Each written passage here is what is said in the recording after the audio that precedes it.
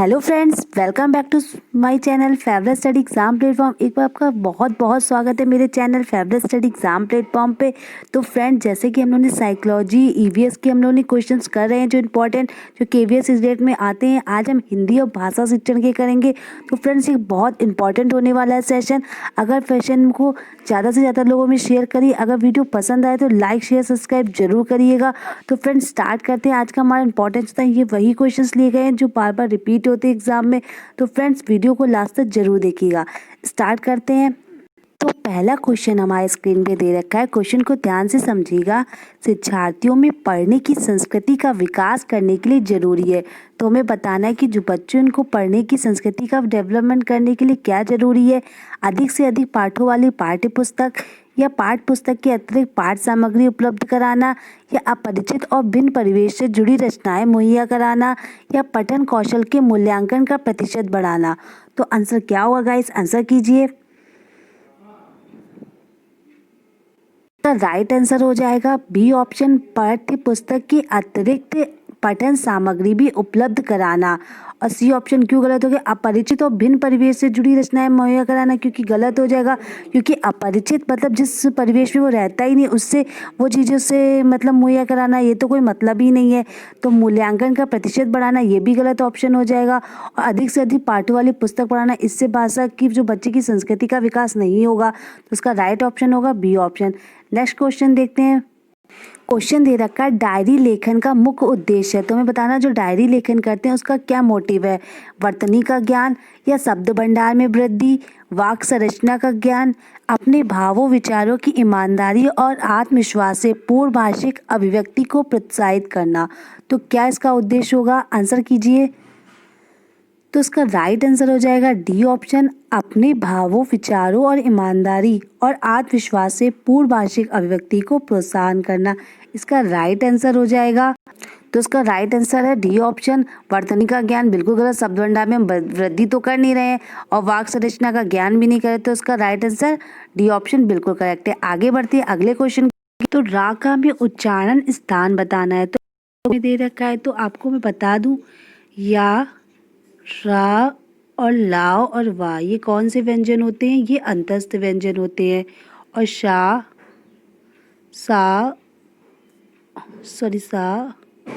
और शा और हा।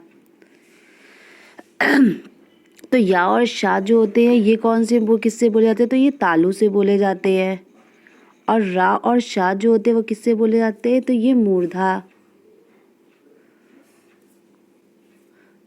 से। और ला और शा दंत से। वा जो होता है वो दंतोष से। और हा जो होता है वो किससे बोला जाता है? वो बोला जाता है कंठ से। हा हमारा कंठ से हो जाएगा। और वा जो हो जाएगा दंतोष्ठ से। तो उसमें पूछा गया है कि इसमें क्या पूछा गया है? तो इसमें पूछा गया रा का उच्चारण स्थान। तो रा किससे बोला जाएगा? मूर्धा से। तो बी ऑप्शन बिल्कुल करेक्ट हो जाएगा। आगे देखते हैं अगला क्वेश्चन हमारी स्क्रीन पे। क्वेश्चन दे रखा है, गृह कार्य के बारे में कौन सा कथन उचित है। तो हमें बताना है कौन सा करेक्ट ऑप्शन है स्टेटमेंट। बच्चों की क्षमताओं स्तर के अनुसार गृह कार्य दिया जाना चाहिए, या गृह कार्य कक्षा में किए गए कार्य का अभ्यास मात्र है, गृह कार्य देना अति आवश्यक है, गृह कार्य अभिभावकों को व्यस्त रखने का उत्तम साधन है। तो इसका करेक्ट आंसर बताइए। तो एक ऑप्शन बिल्कुल करेक्ट हो जाएगा, बच्चों की क्षमताओं स्तर के अनुसार गृह कार्य दिया जाना चाहिए। आगे बढ़ते हैं अगले क्वेश्चन की तरफ।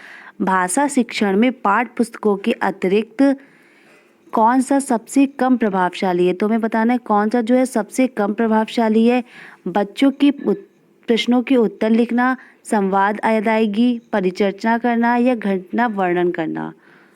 तो जैसा कि आपको पता है कि घटना का वर्णन करना ये इम्पॉर्टेंट है, परिचर्चा करना ये भी इम्पॉर्टेंट है। जब से जितनी ज़्यादा हम परिचर्चा करेंगे, क्यूरीज करेंगे, फिर संवाद का अदायगी ये भी बहुत ज़रूरी है। प्रश्नों के उत्तर लिखना ये कोई इम्पॉर्टेंट नहीं है, कोई प्रभावशाली नहीं है, जिससे बच्चों के भाषा शिक्षण में जो पाठ्य पुस्तकों के जो और चीज़ें प्रश्नों के उत्तर लिखना उसके शिक्षण का कोई एक डेवलप साधन नहीं है। तो जिससे होगा बच्चे की भाषा, इन सब चीज़ों से बच्चों को जो दे रखा है परिचर्चा करना, घटना वर्णन करना, इससे बच्चों की भाषा का विकास होगा। बच्चे नई नई चीज़ों को समझेंगे, नई चीज़ संस्कृतियों को जानेंगे।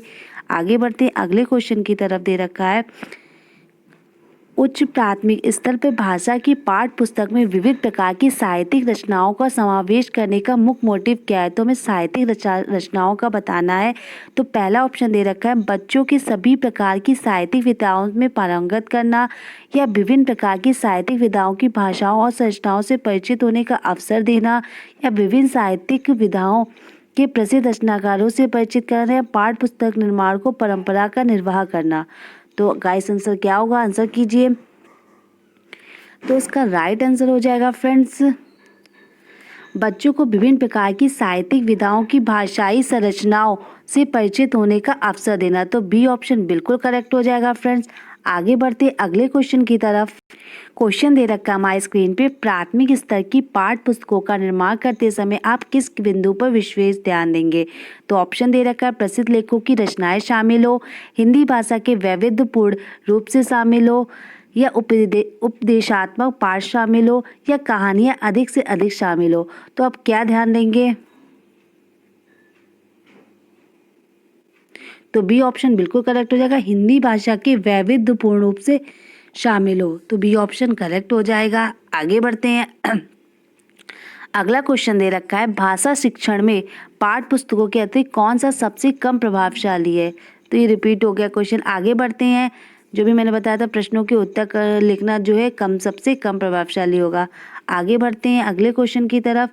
क्वेश्चन नंबर 10 दे रखा है हमारी स्क्रीन पे, भाषा की पाठ्य पुस्तकों में हिंदोत्तर भाषाओं को भी जगह मिलनी चाहिए, इस कथन की समर्थक में कौन सा तर्क काम करेगा? तो हमें बताना है इसमें भाषाओं के बीच द्वंद्व नहीं होगा, इसमें भाषागत विविधता को सही रूप से संबोधित किया जा सकता है, इसमें भारत की सभी भाषाओं को स्थान दिया जा सकेगा, इसमें त्रिभाषा सूत्र का पालन किया जा सकता है। तो उसको आंसर कीजिए क्या होगा? तो बी ऑप्शन बिल्कुल करेक्ट हो जाएगा। आगे बढ़ते हैं अगले क्वेश्चन की तरफ। क्वेश्चन नंबर दे रखा है कि उच्च प्राथमिक स्तर पर हिंदी सीखने सिखाने की प्रक्रिया में किसकी महत्वपूर्ण भूमिका नहीं है? तो हमें किसकी नहीं है बतानी है, संचार माध्यम, पाठ्य पुस्तक, अभ्यास पत्रक, या प्रश्न पत्र। तो जैसा कि मैंने आपको बताया कि प्रश्न पत्र कोई ज़रूरी नहीं कि प्रश्न पत्र तैयार करके बच्चे को भाषा सिखाई जा सके, हिंदी सिखाने की प्रक्रिया में भूमिका है कम है, तो सबसे कम किसकी हो जाएगी? प्रश्न पत्र की। तो डी ऑप्शन बिल्कुल करेक्ट हो जाएगा। आगे देखते हैं अपने अगला क्वेश्चन दे रखा है, हिंदी भाषा की पाठ्य पुस्तक के माध्यम से क्या करना है? भाषा नियमों की जानकारी मिलती है, भाषा एवं सामाजिक विमर्श को भी बढ़ावा मिलता है, भाषा ही सीखी जाती है, या साहित्यिक विधाओं की भी जानकारी मिलती है? तो क्या होता है इसका आंसर कीजिए। तो राइट आंसर हो जाएगा ऑप्शन नंबर बी। आगे बढ़ते अगले क्वेश्चन की तरफ। अगला क्वेश्चन हमारी स्क्रीन पे दे रखा है, मतैक में कौन सी संधि है? तो आपको बतानी इसमें कौन सी संधि है। तो दीर्घ होगी, वृद्धि, यड़, या अयादि। तो मतैक मैंने आपको बताया जब दो मतलब जिसमें मात्राएं हो, जिसमें या बड़े होगी या ए हो, तो इसमें कौन सी हो जाएगी? इसमें वृद्धि संधि हो जाएगी। तो बी ऑप्शन बिल्कुल करेक्ट है। आगे बढ़ते हैं अगला क्वेश्चन है, कक्षा 3 की शिक्षिका अपने विद्यार्थियों को पाठ्य पुस्तक से भिन्न भिन्न प्रकार की बाल साहित्य पढ़ने के लिए प्रोत्साहित करती, क्योंकि वह चाहती कि जो बच्चे तरह तरह की विधाओं से परिचित हो, विभिन्न पाठ्य साहित्यकारों के नाम जान सके, अपनी पठन क्षमता बढ़ा सके, बाल साहित्य के प्रकाशकों के बारे में जान सके। तो क्या आंसर होगा इसका? इसका राइट आंसर होगा तरह तरह की विधाओं से परिचित हो सके। तो इसका पहला ऑप्शन बिल्कुल करेक्ट हो जाएगा। आगे बढ़ते अपने अगले क्वेश्चन दे रखा है, अलंकार में किस उपसर्ग का प्रयोग है? तो हमें बताना कौन सा उपसर्ग होता है। अलंकार, अलम। तो अलंकार में उपसर्ग होता है अलम, याद रखिएगा, काफी इंपॉर्टेंट, एग्जाम में बार बार रिपीट होता है। आगे बढ़ते हैं, क्वेश्चन दे रखा है, हिंदी भाषा में कितनी बोलियां हैं? 15, 25, 18, 22। तो कितनी हो जाएंगी? 18। तो 18 लगाइएगा, 22 नहीं, क्योंकि 22 जो है वो भाषाएं वो हमें भारतीय संविधान द्वारा मिली हुई हैं। तो 18 बोलियां हैं। आगे बढ़ते हैं अगले क्वेश्चन की तरफ। क्वेश्चन दे रखा है, सत्यासत शब्द में समास बताना है, कर्मधारय, द्वंद्व, द्विगु, या अव्ययभाव। तो सत्यासत में क्या समास होगा? तो इसका क्या हो जाएगा? सत्य और असत। तो क्या हो जाएगा इसका?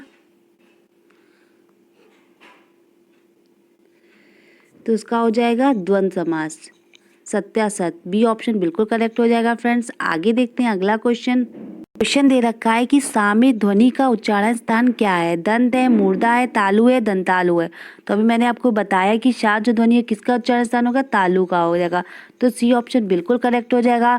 तो फ्रेंड्स ये थे आज के हमारे क्वेश्चंस। अगर वीडियो अच्छा लगा हो तो ज़्यादा से ज़्यादा लोगों में शेयर करिएगा और फ्रेंड्स चैनल को सब्सक्राइब जरूर करिएगा और जो भी आपका डाउट हो वो कमेंट बॉक्स में ज़रूर बताइएगा और कितने क्वेश्चन सही हैं ज़रूर बताइएगा। Thank you for watching. Thank you friends.